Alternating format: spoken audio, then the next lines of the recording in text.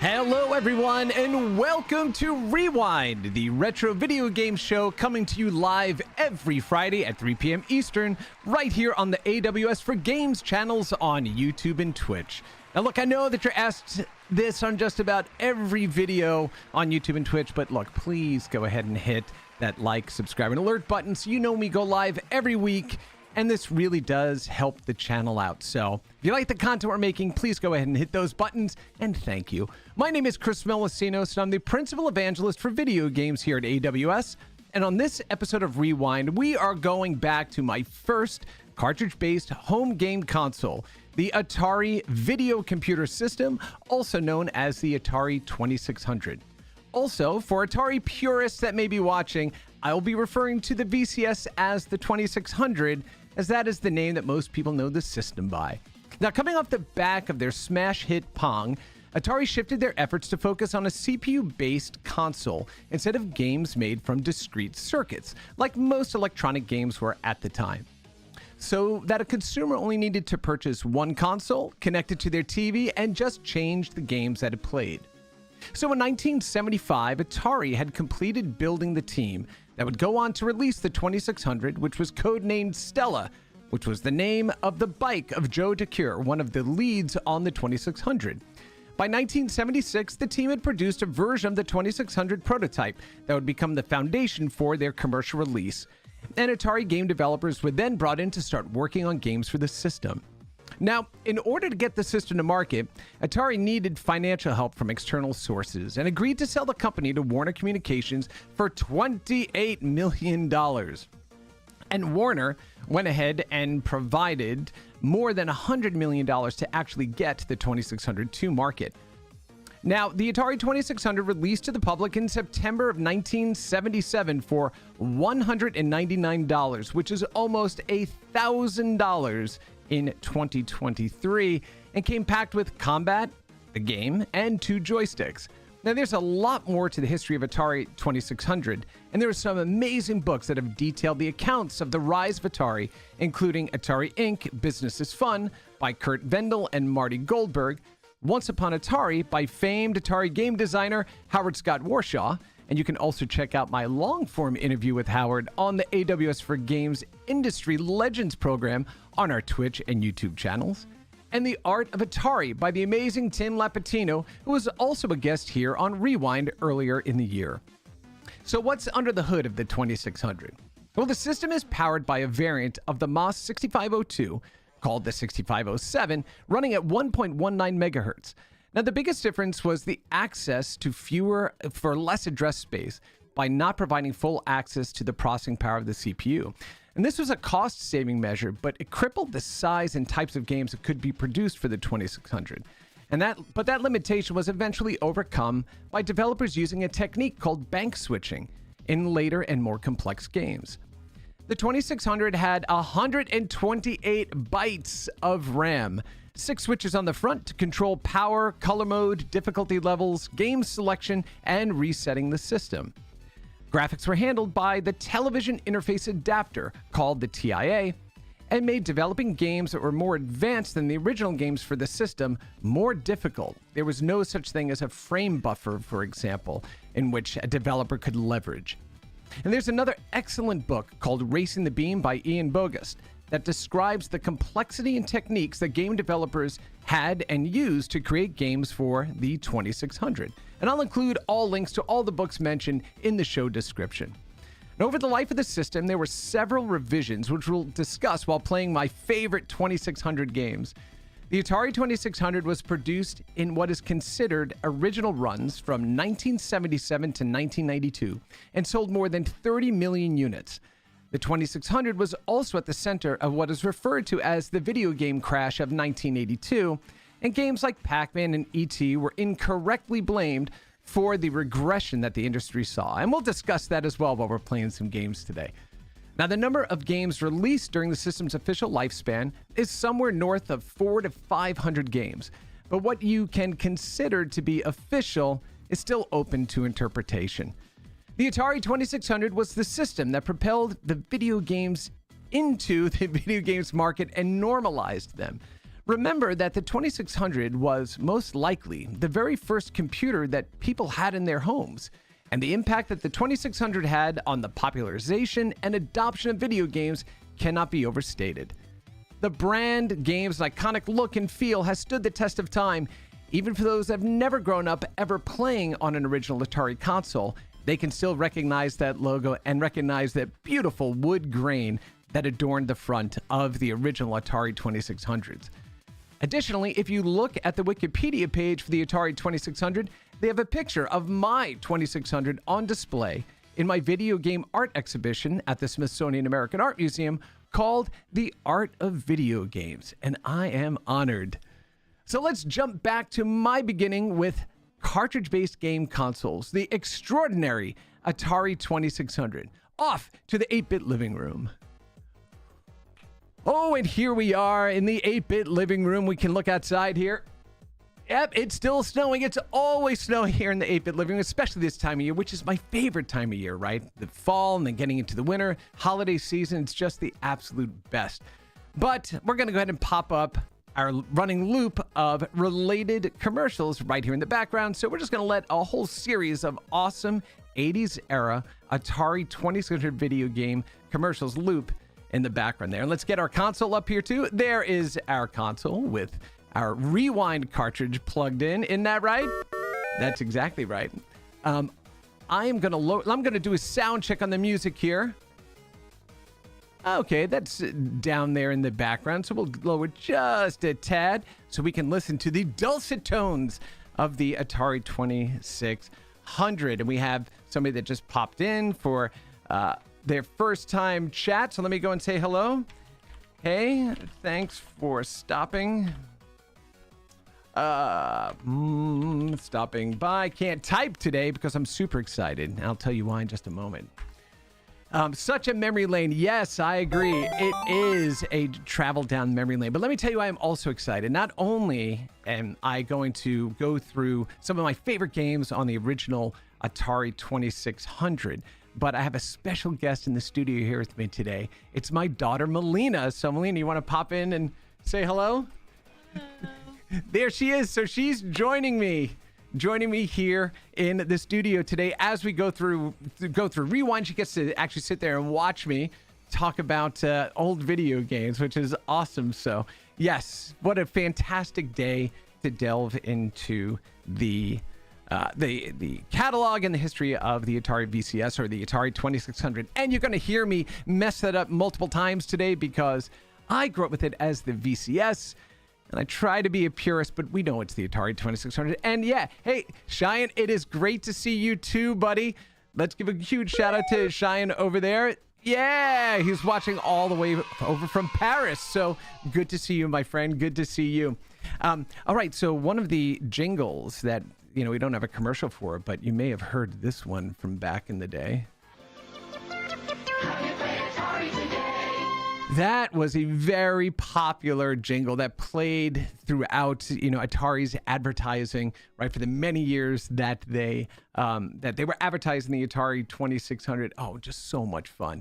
Just so much fun to listen to that. All right, so let's go ahead and start jumping into some games. So what I've done is I've kind of put together a list of games that cover everything from arcade conversions to original games, including one of my top 10 desert island games called Megamania: A Space Nightmare. And we're going to talk about that game, its creation, and the creator of that game, who happens to be a colleague of ours here at AWS. So special shout out to Steve Cartwright. Thank you, buddy, for making such an amazing game. Get a couple of air horns and cheers and going there. And we're going to talk about that. But since I mentioned, that the Atari VCS was kind of at the forefront, or was kind of the poster child for the video game industry collapse in 1982 to 83, let's take a look at the first game that was associated with that collapse. And this is Pac-Man, right? So the original Pac-Man on the Atari 2600. So what you're going to see, right, is an approximation, right, as I lovingly call them, of the arcade version of Pac-Man. So you can see that. Okay, well, first, let's get these slippery fingers here on the gamepad. All right. So you can see that the dots in the maze are not really dots, they're dashes. You can see the maze doesn't look like the actual maze layout at all, right? The maze layout that we remember from the original Pac-Man arcade game. But the amount of time that Todd Fry, the developer of Pac-Man for the original Atari here, had to create the game, I believe was something like 6 weeks or 8 weeks, something of that nature. And it was limited to I believe it may have been even a 2 kilobyte cartridge, but I believe it was a 4. And so with these incredible time constraints to the system, he basically built the best version of Pac-Man that he could possibly build. But what's super interesting about the history of Pac-Man was this was the first time that Atari started paying royalties to a game developer for the games that they were making, which was one of the big problems that game developers had with early Atari, is that they were like, look, we're creating these games that are making, Atari a fortune, but we're not able to enjoy some of the revenue that's being created there. And so that forced several developers to leave Atari and to go form the very first third-party game company, Activision. So they said, okay, if, we had these developers leave, we don't want that to keep happening. Let's see how this goes.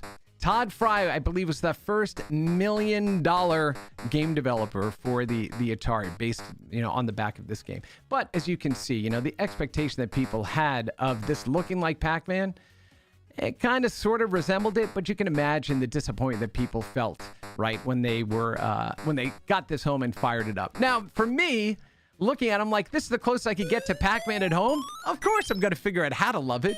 Didn't necessarily mean that it was the best version of Pac-Man. But here's what's awesome about these early systems, right? So this is what Pac-Man looked like in the original Atari VCS.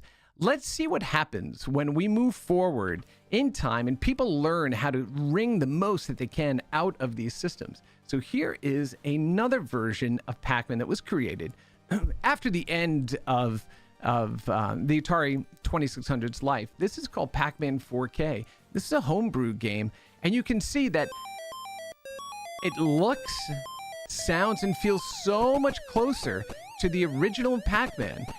And it just took time for developers to figure out techniques, how to bend the system to do the things they wanted it to do. You can see the colors are nice and clear in here. It's got the same sound that the ghosts make from the original Pac-Man arcade game. They turn blue with their frowny faces there. Oh, Blinky is super fast coming out of the gate there. It resembles the actual layout of the original Pac-Man maze. So this, now imagine what would have happened if we had access to this version of Pac-Man when the original Atari came out. It could have been a whole different discussion around Atari's place in video games, the success of follow-on systems, and how people were going to create games for the Atari VCS or the Atari 2600. Again, I apologize. I'm going to constantly switch VCS and 2600 as I talk about them. But again, this is what happens when you give developers time, tools, resources, and information to learn new techniques to make games better, right? So this was, again, on the same hardware. This is the version of Pac-Man that we could have had, but unfortunately did not, even though I still have love for the original Pac-Man. So, all right, so keeping in the same family of games, let's go and take a look at another game that was released in the Pac-Man line during the Atari 2600's life in market. And this was Miss Pac-Man. You'd see, even here in 1982, just 2 years after the original Pac-Man, Miss Pac-Man now feels a whole lot closer to the original arcade game. Again, no dots, right? Dashes, very low resolution on the screen here. So there were some concessions that had to be made, but you'll see all of the dashes line up. It actually has a maze versus just kind of blocks where dots sit. It has music that plays when you die right in the game. And let's see what happens when I grab a power pellet. Let's get on over here to the side and let's see what happens. Yeah, it even has kind of a countdown sound. It goes in and turns the ghosts blue like you would expect them to be. And so this was a much more desirable version of a Pac-Man game at home for the mighty yet anemic, or I should say the influential but rudimentary Atari 2600 or VCS, right? So yeah, if you're watching, let me know. Did you grow up with the VCS? Did you grow up playing these games? What was your memories that you have about when you first experienced the Atari? I'm going to keep going back. The Atari 2600. And what were the games you first played out of the gate? So this was Miss Pac-Man on the Atari 2600. All right, keeping now in the theme of not maze-based games, but arcade games. This is, where Atari really leaned in to try to go ahead and keep people's interest, right? And make sure that, they were bringing kind of these arcade games home. So you had a variety of games that Atari and game developers were trying to bring home to the Atari 2600. And some of them did really well. Others, not so much, but we're going to go ahead and go through a couple that were done really, really well. First one is Phoenix. So this is a take on the Space Invaders type of top-down shooter, right? Or descending shooter. So this has all of the same type of sounds that Phoenix, the original arcade game, did. Not exactly the same, but close enough that you recognize that it was Phoenix.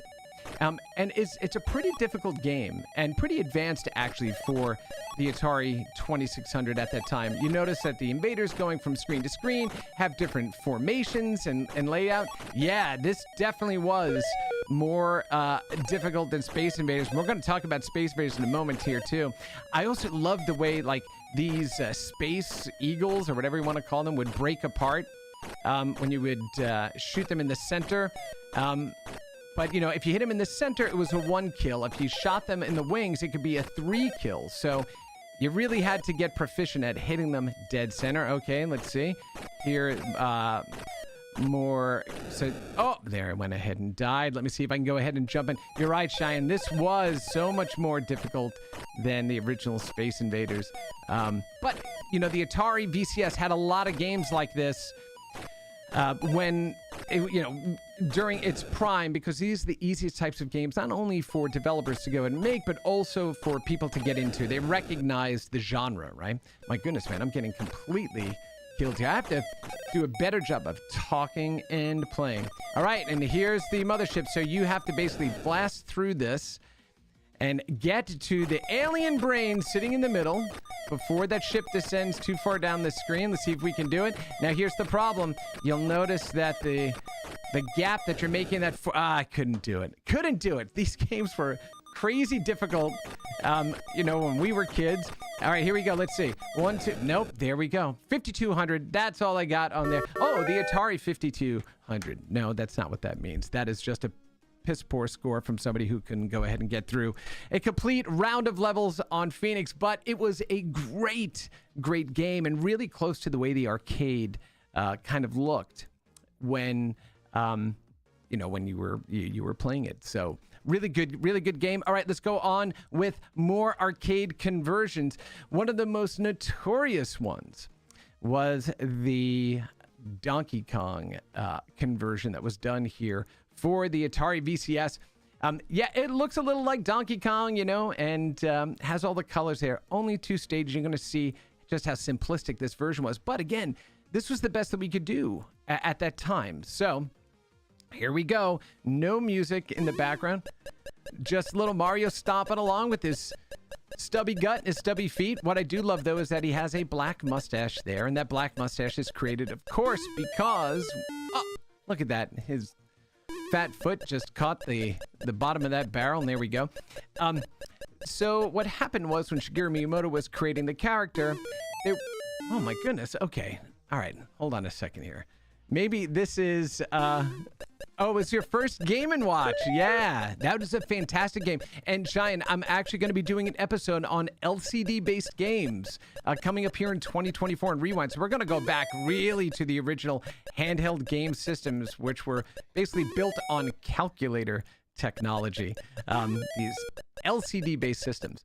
But anyway, so when Shigeru Miyamoto was creating the character of Mario, or Jumpman as he was originally known, he didn't have enough...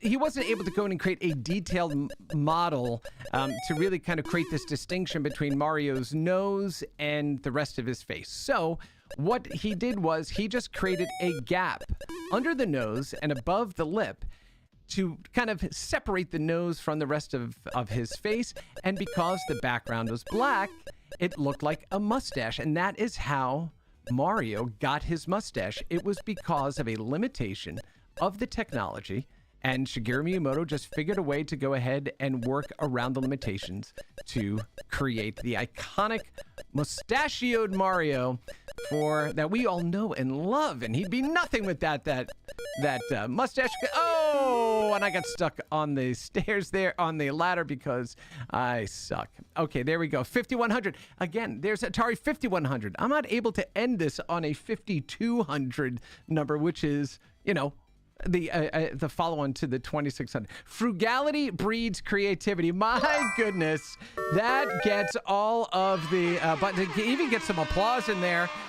So there's Cheyenne, a colleague of mine here at AWS, who is spitting some leadership principles right out there to our audience. So yeah, man, it does breed.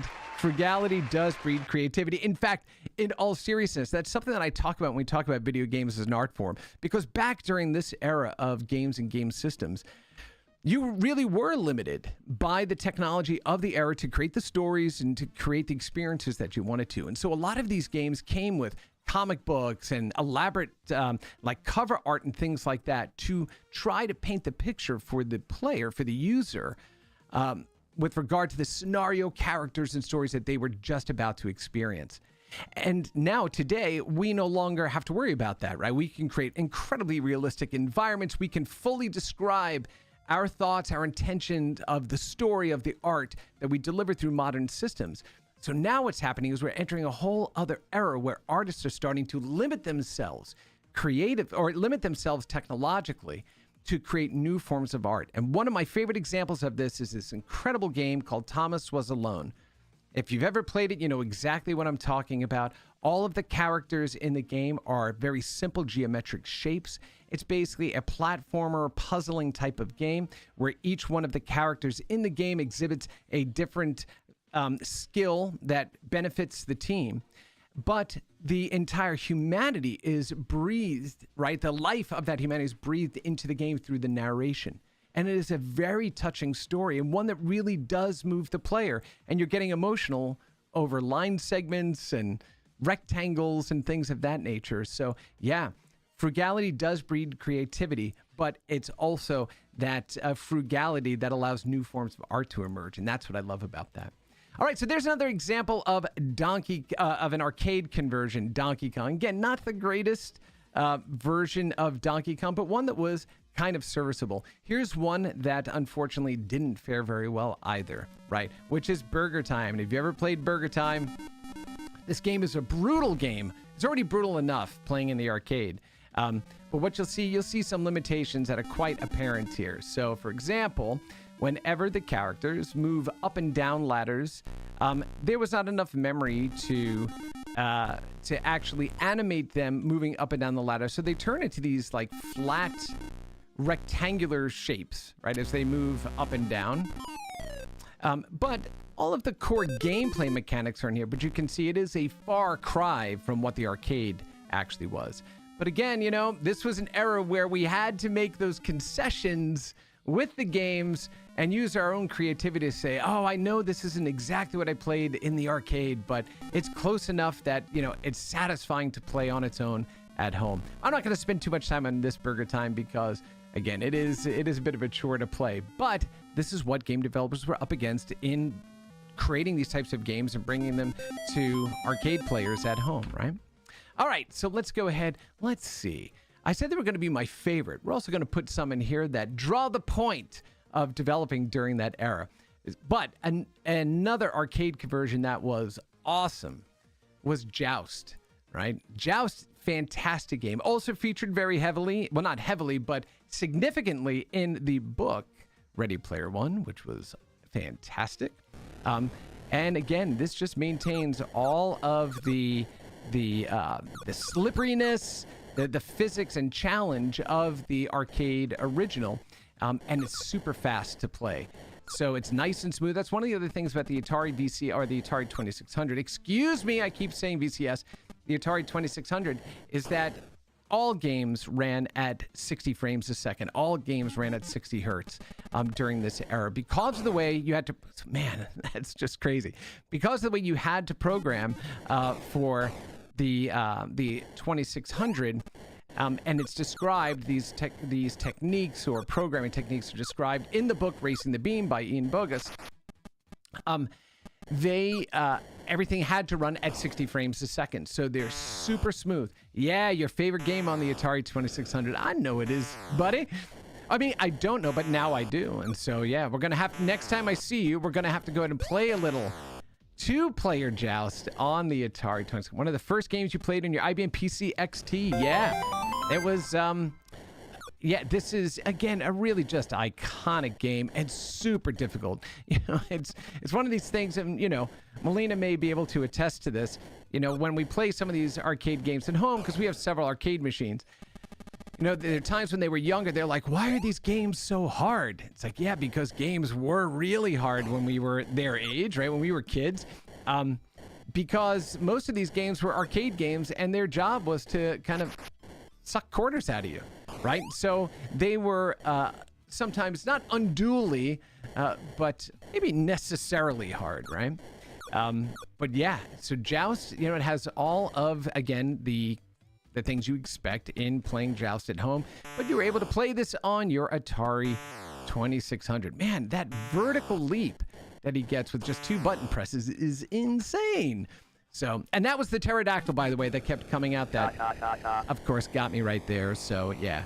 All right, so that was Joust, another really good arcade conversion, and my good friend Cheyenne's, one of his favorite games, the first thing he played on his IBM PC XT, not even an AT, not even a PC Junior. This was the IBM PC XT, so pretty crazy. All right. Let me go through maybe 1 or 2 more arcade conversions. Then we're going to get some original games on the VCS. So another one was a game called Vanguard. And Vanguard, what was really cool about it was a side-scrolling shooter. But what you could do is you could shoot in all 4 directions when you played this game. Now, you'll see what happens here as I'm moving through. I can shoot up, down, left, and right. Oh, and I can also die because I'm not paying attention and I'm talking. So you have to change up your strategy based on the enemies that are on the screen. Some of them hover for a while, then come at you. You have to run down there and grab that energy. So now I'm invincible, so you can just crash through opponents for a period of time. And it had one of the most memorable Atari 2600 commercials where these guys are playing through the game and they get to the end boss, which is called the Gond. And they said, well, who's going to destroy the Gond? And they said, Luther destroys the Gond. And there's a typical, or a stereotypical 80s jock that picks up the joystick in his Letterman jacket and goes, and kills the Gond. And it's just one of those commercials that just sticks out in your mind.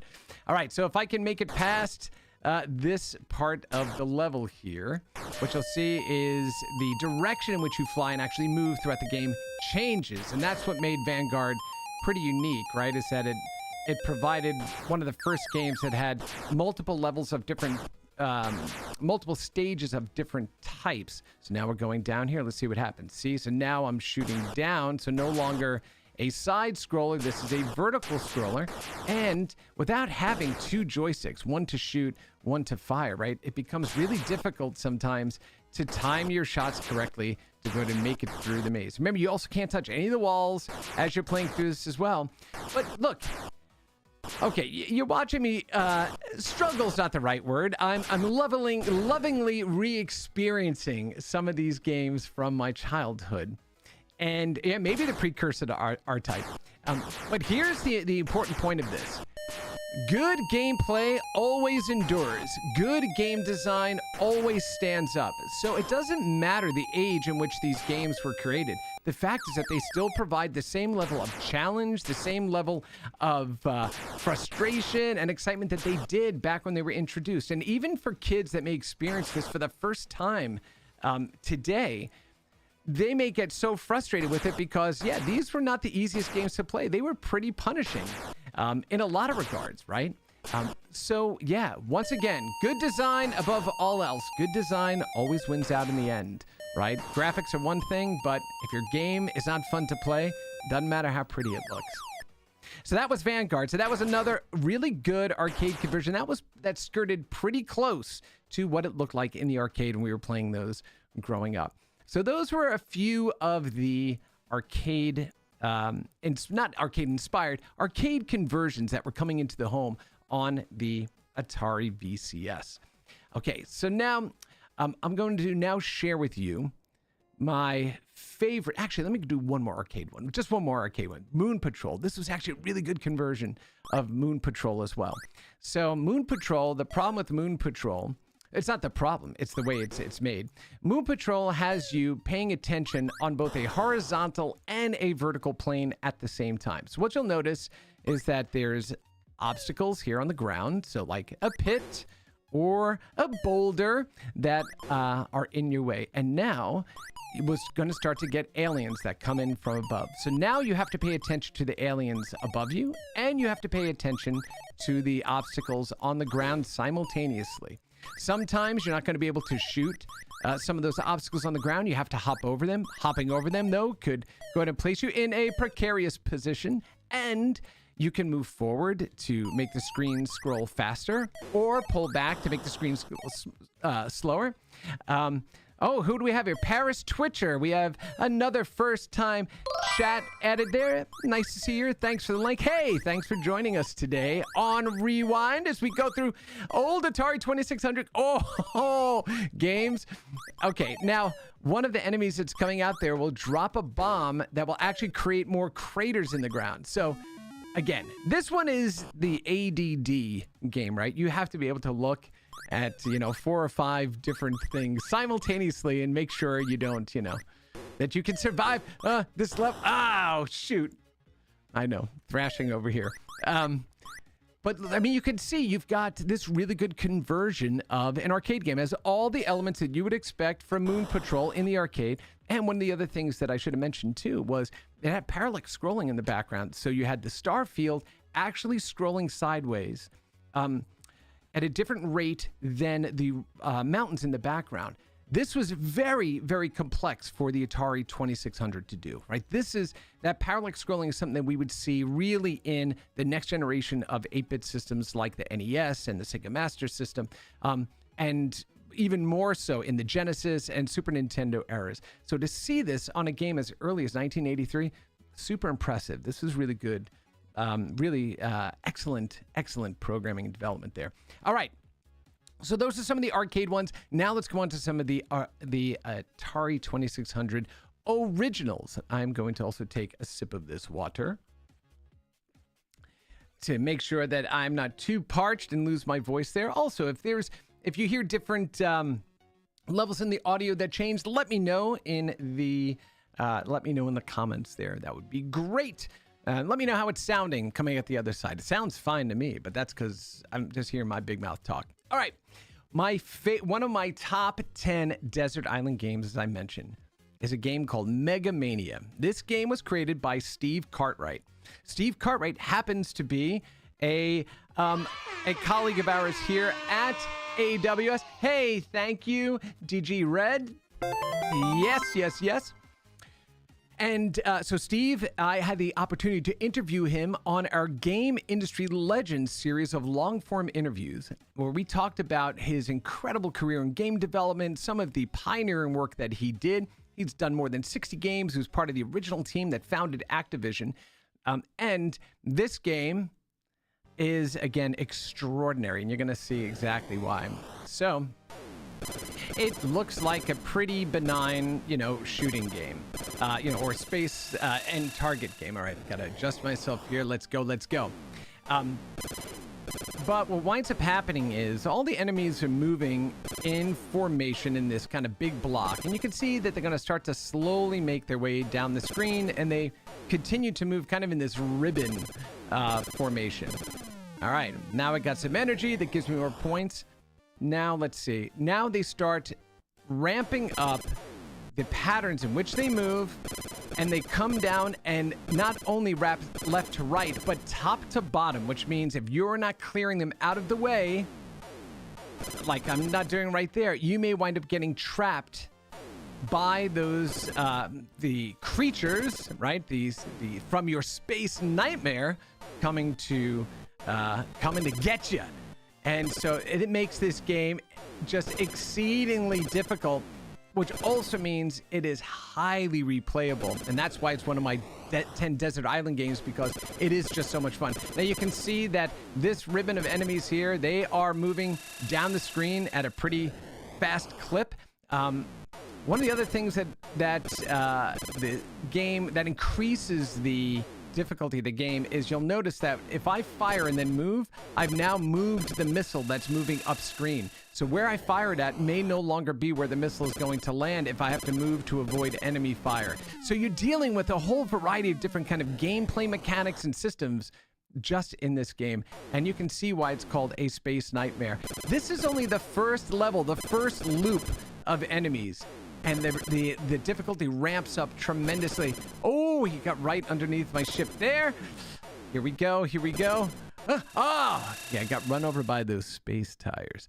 But this game, Mega Mania, still holds up incredibly well today. Still one of my top 10 Desert Island games. The number one Desert Island game for me, of course, is Robotron 2084 by the incredible Eugene Jarvis. And we're going to go ahead and cover that on a future episode looking at arcade games. But Mega Mania, a space nightmare by Steve Cartwright. Steve, once again, thank you, buddy, for creating an incredible game that says... Have you played Atari today? That's right. Have you played Atari today? Well, in fact, I have. I don't know about you all, but I have played Atari today because I'm still playing it right now. All right.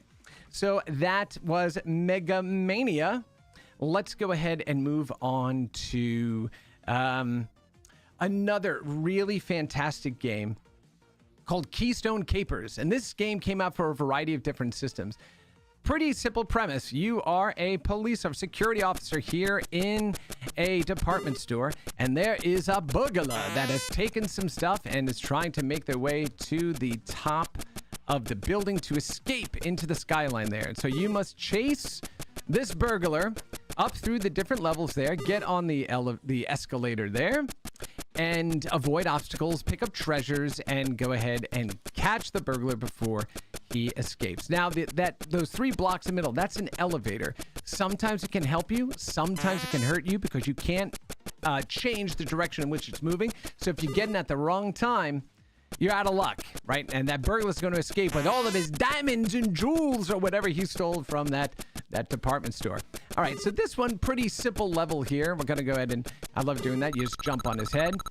And now they start amping up the difficulty by introducing more obstacles into the playfields. Now we have radios there that are on, apparently. You can see all the audio coming out of them. We're just going to get to the 3rd level, then we're going to move on to the next game. So here we go. Jump for 1. Here we go. Yes, place that order for that new 2600 plus for Christmas. Or You can also go ahead and pick up the amazing Atari 50th collection, right? The anniversary collection from Digital Eclipse, which is now owned by Atari. Yes, I'm so happy for my friends over there at Digital Eclipse that got acquired earlier, well, at the end of this year by Atari. So now they are working directly with, the company that started it all for us. But yeah, it's amazing. You can pick it up on Steam, and it covers just a massive collection of Atari games in history. It truly is an incredible digital museum that chronicles the history of Atari through its various eras, not just in the earliest console eras, but in their home computer eras, and even all the way up to the Jaguar, which had some really good games on it too, and they are emulated perfectly on this collection. So I highly recommend that. So definitely go ahead and check them out. But this is Keystone Capers. You can see they're just adding more and more objects to, and we'll go to the next level there.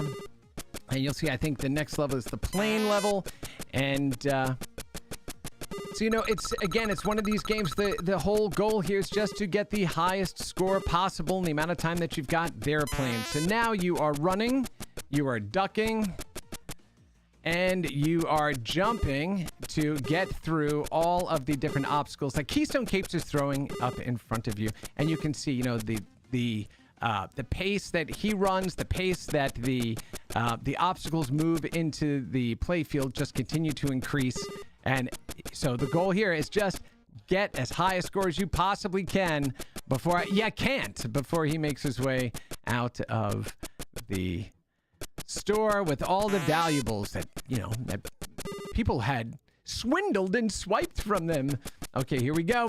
Let's go ahead and grab the burglar, and then we'll go ahead and move on to another Atari 2600 game. Here we go. And there's airplane down and airplane duck. Oh, didn't get hit once. Of course, now I'm going to curse myself, right? For doing that. Oh, see, look, he ran up that escalator because there's no way he should have been up there.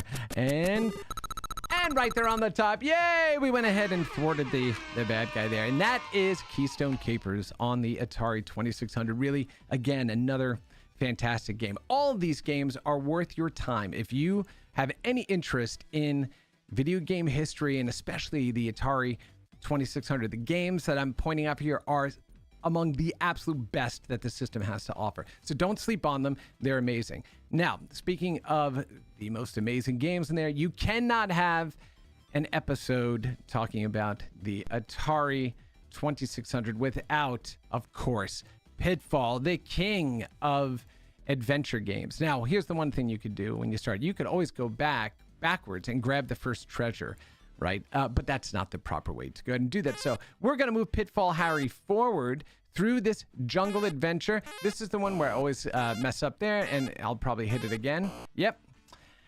And you have to jump up there, and you get the famous, there you go, and we'll hop off of there. Every time you get hit, you lose a little bit of time. So you have less time. You also have to jump before you step into the water. You lose a little bit of time that you have to collect the treasure. So what you want to do is stand on the croc's eyeballs. And if you've got skills like that, you could go ahead and... not skills like that, right? Yeah, where's my fail button? Your life force. Yeah, there's my life force is running out. You would go ahead and fall down you fall down into the underground there. Now, I think the way it works is for every screen that you pass underground, it's traversing two screens up top. And then here we go, and let's go ahead and grab that, and that's the first treasure. And that was the goal, right? Is to go ahead and collect as many treasures as possible in the amount of time that you have. And this was Pitfall Harry's Adventure. And so a lot of the tropes for kind of the jungle adventure, this is where they started. In fact, when we did the Art of Video Games, we had an art piece done that talked about the progression, or what I was calling the echoes of design. So that way you could go ahead and trace a straight line from Pitfall Harry to Nathan Drake. And you'd see that in games that would continue to follow, that it were thematically the same, they would follow the same type of cadence and movement and structure that Pitfall created, right? And so again, as I said before, great design will always win out over great graphics. And if they're good enough, they will stick around for a long time, right? And continue to influence games and game designers well after their life in market. So this was Pitfall. Now, go ahead and take one step forward, right, into the next, the follow-on to Pitfall, which is Pitfall 2. And this is another game that was worked on by Steve Cartwright. And he was one of the people that said, hey, why don't we do a sequel? And at the time, we didn't have sequels, right, really in the games industry. And what you'll notice here with this version of Pitfall, I'm going to silence the music because we actually have a theme song playing in the background. Something that we really didn't have in very many games at all, or at least music that was worth listening to, right? Now, when you get hit there or you get damaged, you get sent back to a save point. That's something that we're familiar with, right, in modern games. This game was doing it back then first, let's see. And now I can go vertically. So there are other levels that you have to go ahead and traverse, right? And, oh, no, the rat will go ahead and knock me out because I'm not ready to go there. So now, the thing about Pitfall 2 was that it used an additional processor in the cartridge to enable this more advanced gameplay. Multiple levels, a whole bunch of different types of animation, vertical scrolling, horizontal scrolling. It required additional hardware to go ahead and make that possible. Hey, Stone Cold Pest 6 says, hey man, I love your channel and interviews. Hey, thank you so much for coming over here and joining. Thank you so much. I'm glad that you're enjoying the channel. And look, I even took a hit from the Scorpion to thank you. So thank you so much for continuing to visit us. Yeah, we have a lot more planned for 2024, so we're just going to keep this going. All right, Pitfall 2. This is, again, the first sequel. There's Quick Claw down there, who you have to go and catch. Notice he's really scared, so he's shaking like that. This was Pitfall 2, one of the first games that used a helper chip, right? A secondary processor, actually, or chip in the cartridge itself to enable that really advanced gameplay. We're going to move on to another game. And I talked about this one before, but I'm going to do it again because it is really one of my favorite games, not only on the Atari 2600, but it's one that really stuck with me. And this is called Tunnel Runner by CBS in 1983. This one also used an additional processor to create these games. Oh, it says, love from France, you rule. Thanks for Trip Hawkins interviews and other legends. You're making a lot for retro gaming culture. Hey, we appreciate you. Thank you so much. Thank you for those kind words. Good to know that people are enjoying the content that we continue to bring. And I'm just going to continue to do that. So, all right, check this one out. Tunnel Runner was a 3D maze game. So this is the first real 3D, quote unquote, type of game that we had on the Atari VCS. And the Zots, those are the names of the enemies there.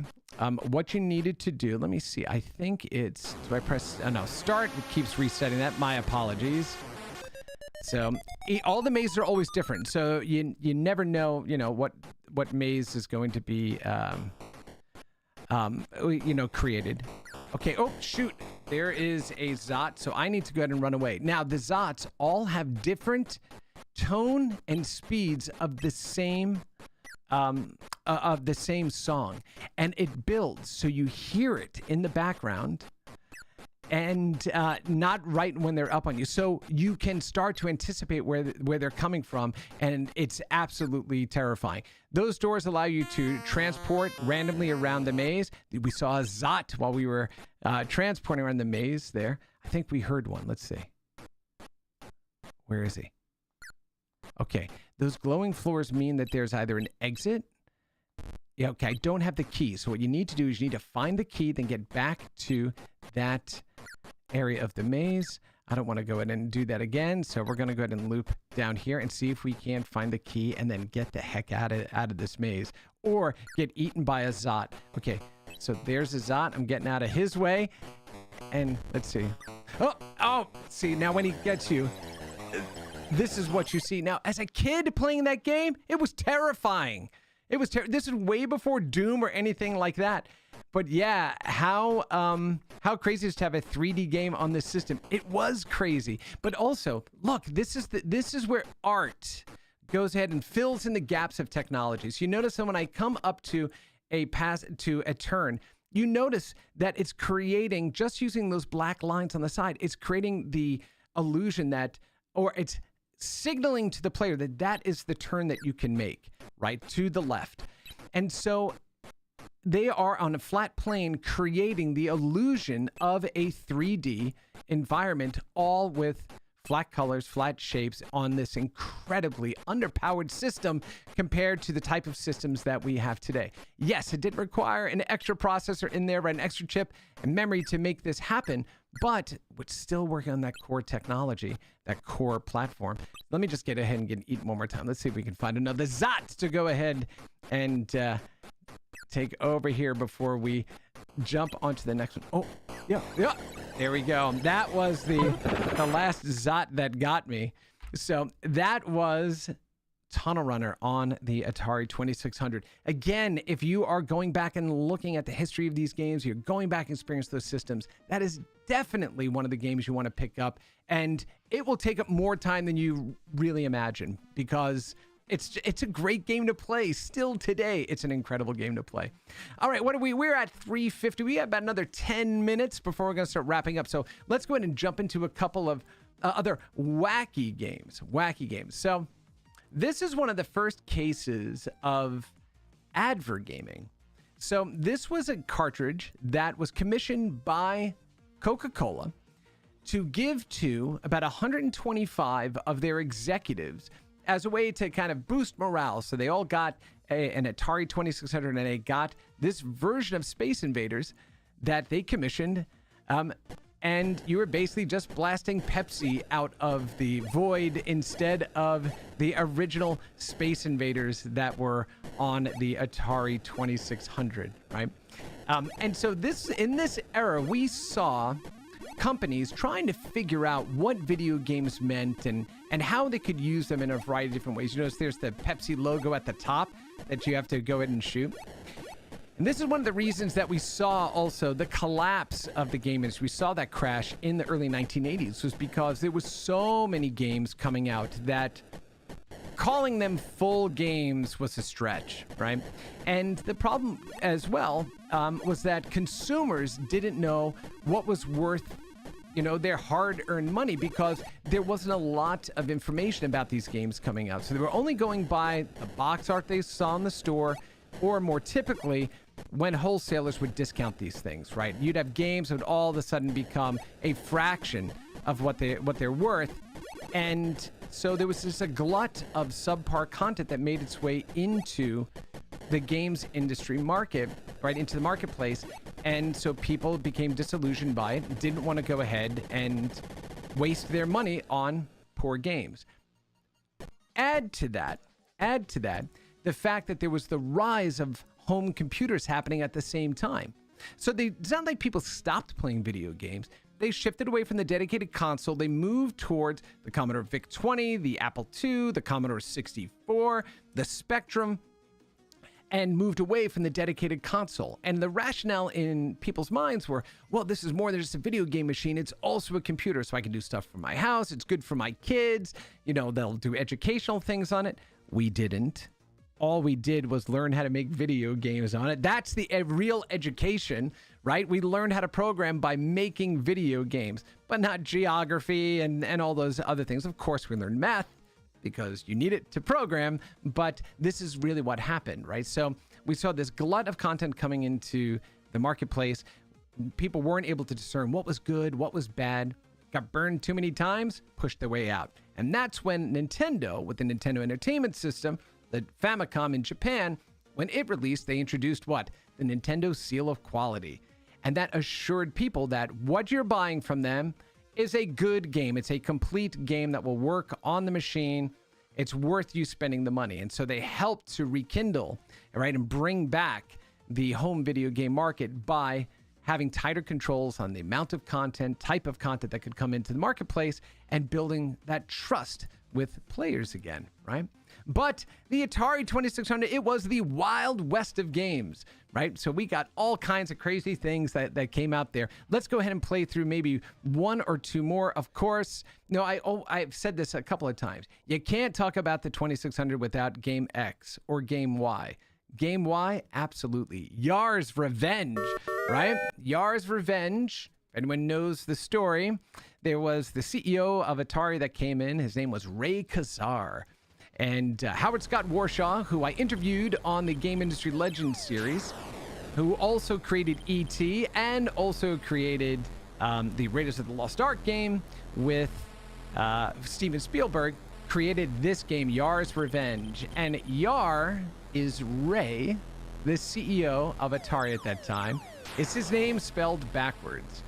And so this was Ray's Revenge, basically. So what you have to do is you have to take your space fly here. You have a missile on the left side of the screen. You have this basic kind of like neutral zone in the middle here that that you can't get hit or killed by that moving little dash, which is a drone trying to follow you and kill you. So when you're in that safe zone, you can't get hurt by him, but you can get hurt by that by the projectile that the enemy here is going to be launching. So you have to move out of the way. All right, so we talked about, and so basically what you have to do is you have to open up enough of the wall here to expose him, and then I can try to kill him with the missile from the left side of the screen. Now, when we talked about limitations of technology and how you overcome them to create really interesting forms of gameplay or mechanics, there wasn't enough memory in the available in the cartridge to create the graphics for that safe zone that you see in the middle of the screen. So what did Howard Scott Warshaw do? He went ahead and just took the memory dump, the code that was running, and had it basically display out to the screen. See, we're going to hit him. There we go. And had the code that was running display out to the screen, just basically junk output. And that is what you're seeing. That force field in the middle is actually the Yar's Revenge code running in real time and then just being visualized on the screen to act as that safe zone for you. So again, this is what game developers had to do. They had to go ahead and use as much of the system as possible and real creative means to create a bigger experience than the system was actually able to create. Today, like I said, we don't have those same types of limitations anymore. Well, I shouldn't say that, actually. For some massive AAA games, of course, we're always pushing the boundaries of realism, and we're pushing the boundaries of play mechanics. And with VR and XR, right, we're just exploring what those mechanics are going to look like. But by and large, you can pretty much create any game you want to create with the technology that we have today. And one of the things I love about working at AWS is the infrastructure, the amount of tools and services that we have that game developers can use to bring their games to the world, right? That's what makes our job so pleasurable. My colleagues here, like Cheyenne over here. And Cheyenne was saying, hey, gotta go. Thank you so much. Love your Rewind series. Thank you, buddy. I appreciate you too. But what we love is being able to provide the tools and technologies and services that let game developers bring their games to a global audience. Do it reliably, do it performant, do it securely. And yeah, we get to help people make games. What a great, what a great opportunity, right? So that's Yar's Revenge. Again, one of the probably top 10 games on the system. I'm going to go ahead and blitz through like one or two more here, and then we're going to get out of here, let you get back to your weekend and get into the holiday festivities if you have some going on. We're going to see if we can speed run this first one, right? So this is Adventure, the mighty, mighty Adventure. On level 1, it's pretty easy to go ahead and make your way through this. So I'll open up the yellow castle. I know I'm going to have a dragon over here, so let's go take care of him. Boom. Let's go ahead and get the black key. And now let's make our way over to the black castle to retrieve the chalice. Oh no, I forgot there's yellow dragon right there. Oh, and he's got a duck mouth. So now I have to go back and get the sword. Is he gonna follow me? Ooh, I totally forgot that he was gonna be right there. See, look at that. I was too cocky. Here we go. All right, let's go ahead and let's... Oh, and he moved. And now I left the key all the way back there. But you know this game, right? This is Adventure, and of course it featured very heavily in, again, the movie and the book Ready Player One. Why am I going all the way back here? I don't have the key to the Black Castle. Well, I'll show you. Look, there's the Black Castle. If I had the black key, you'd go in, you take the chalice, and you go back to the Yellow Castle, and you win the game. But in a later level of the game, you could go ahead and take this little bridge here, and you could take it over to, let's see if I can find it just on memory. I haven't done this in years, so let's see what happens. Nope, I'm dead ending there, and I don't think I can do it on this level. I think I have to choose a harder level. But anyway, what you could do is you could go to this one section of the map. Yeah, it's on a different level. And if you put the bridge down, you could go into this little room, and then there was an invisible dot in the corner, and you could grab it and then take it over to the wall outside of your Yellow Castle, which will be all the way over here. And then if you had, I think it was 2 different items on the screen, that bar would start flashing, and then you could move through it. And there you would see credits designed by Warren Robinett. And that was the first real mass-produced video game Easter egg that we had available to us. And the reason that the reason that he did that was because Atari wouldn't allow their designers to put their names on the game. So he figured he would sneak his credits into the game as an Easter egg. And it was just lovely to discover that as a kid. And again, we didn't have magazines that taught us these things. We had to figure it out on playgrounds and talking to each other, right? It was really, really awesome. But yeah, you can go ahead and read up about on that as well. Just really fantastic.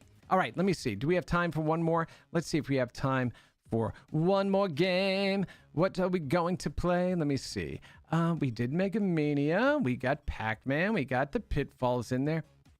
You know what? This one definitely deserves. And actually, let me look at the chat here. Do you think one day you could interview people from LucasArts who programmed the Star Wars games on Super Nintendo? I would love to talk to them about that. And those games were done by who? I think it was LJN, right? Didn't LJN do? No, it was JVC. JVC, that is who the publisher was for those games. And they were some of the most brutal but beautiful games. And from the audio to the Mode 7 scaling that they did, especially in Empire, when you first are on a speeder or on Ice Planet Hoth, and you're kind of jumping over those different obstacles. I mean, it was incredible, absolutely incredible. But yeah, those games are so brutal, and there's no cheat codes for it built into the game, so you could get extra lives or things like that. I mean, if you got through that game, you are aces. Absolutely aces. Yeah, JVC was the one doing that. Absolutely. All right, I'm going to show you one more real quick one, and then we're going to go ahead and let you get out of here. Or I'm going to go ahead and let her get out of here and get on with her weekend, and then let you get back to your days. But I want to thank you all for spending time with me on this Friday afternoon, too. It was lovely that you joined us and going through some of the amazing games for the Atari 2600 brings me right back to being a kid again and experience these for the first time. So, all right, this game is called River Raid. And River Raid, again, highly playable game. Here we go.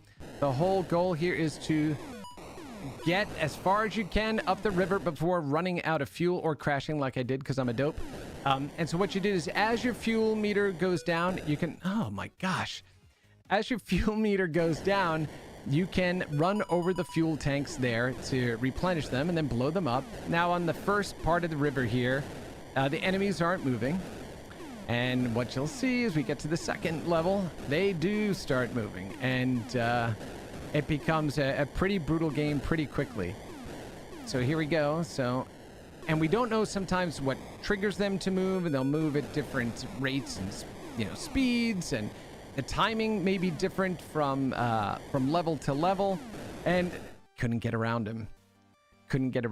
But River Raid, yeah, phenomenal game. Highly replayable, and again, still a great challenge today. Once again, the graphics aren't the most important thing. What was important was the gameplay that was included in these games. All right, let me just do one more. See if I get out of at least the second level, you know.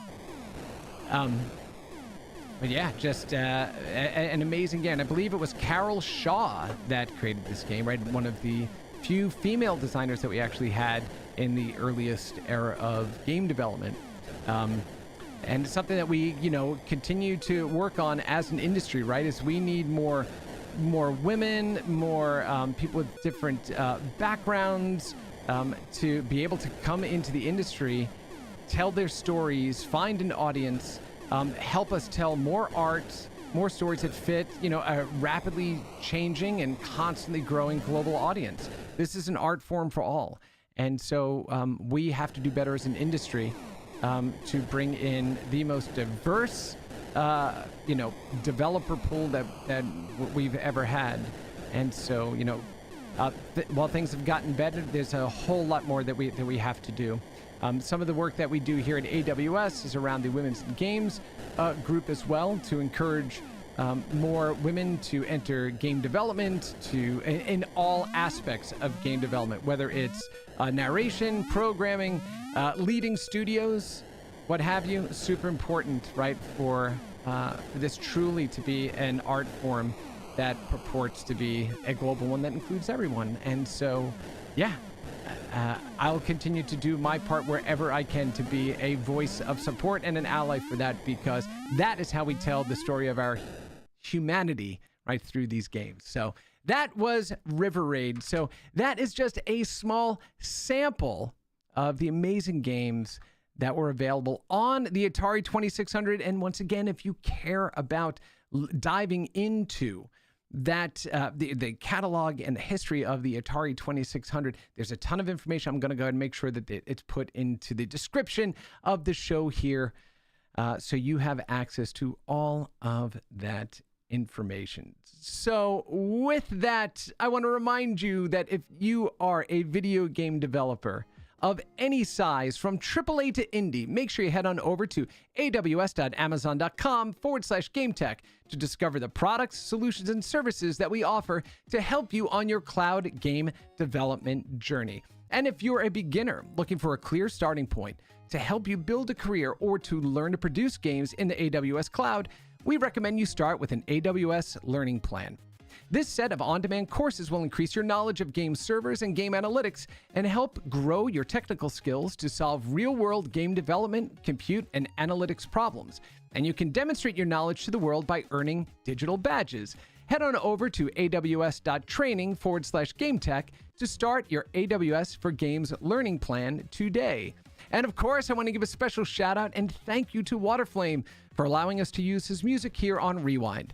Make sure you head on over to his YouTube channel at Waterflame Music to check out his incredible work. And finally, once again, if you care about preserving the history of video games as much as I do, make sure you head on over to the Video Game History Foundation's website at gamehistory.org. They are doing incredible work to preserve the history of our industry for future generations. And I want to once again thank you for spending your Friday afternoon with me. Have a wonderful rest of your day, an awesome weekend, and we'll see you next week on Rewind.